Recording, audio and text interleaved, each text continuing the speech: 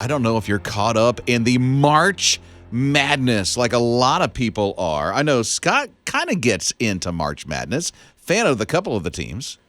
Yeah, I'm a big college football fan, so that's my game. But basketball tournament time, there's something about it. I mean, there's so many different games. You turn on the TV and you can't help but find one. So a lot of people are, I think, losing a little productivity in the office this week. Yes. With all these basketball games. It is fun to watch. 100%. You would be amazed on how many hours combined that people spend on March Madness. And I'm not just talking about watching it. Everything else that's involved in it, you know? The conversations about, did you see that?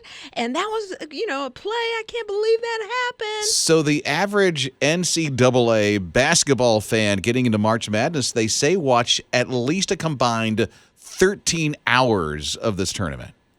13 hours. And then creating the brackets takes about 3 hours for the average person to put together. Oh, wow. I didn't realize that. Yeah. Okay. I've only done one of those because I'm not good at it. I'm not a fan. Then Liz alluded to this just a moment ago, just discussing it with the family and friends. They say that's a 5-hour combined discussion through the whole season. And so somebody added everything together. They said on March Madness alone, you combine all that stuff, add up the hours, you're spending 36 hours on March Madness. So that's on average, right? So I probably have spent about a minute and a half so far, talking about the women's tournament, which just ended up this past weekend. Gamecocks. Lady Gamecocks. So it was exciting. And so there were some things that happened on the court that I was like, did you see that? And then I was done. Well, that was the fighting that was going on, right? There was a little something on the court there. But, okay, so if I'm putting in a minute and a half, somebody is bringing that average up to 36 hours. Yeah, well, it would be Scott. Scott at 147 hours. I'm doing my part. I got to tell you about my nephew, my brother's son, and he is a basketball fan and a half. Matter of fact, he played basketball, and then he moved back home to Montana, where he got a job with a rec center. And actually, with the rec center is where they get their high school coaches. And he coached middle school boys and girls. And just to put it to you like this, with the tournaments, this is like the conference tournaments going on.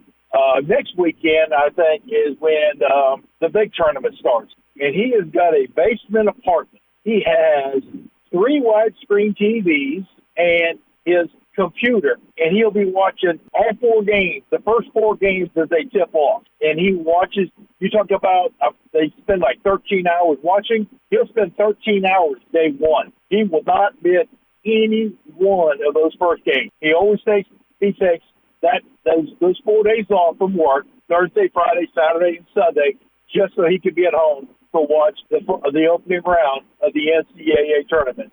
March Madness is a big holiday for him. That's amazing. Yes, it is. It is. It is. You never know what you're going to see. You may get one of those surprises where the lowest seeded team knocks off the number one. So that's a pretty neat thing, and he just loves it. It's funny. He's like that.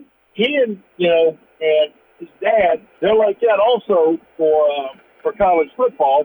So like Scott, we're big Georgia Bulldog fans. Wow. This guy is going to be exhausted by the end of March. He'll need a vacation after that. Yeah. Well, yeah, he will need a vacation after all this basketball.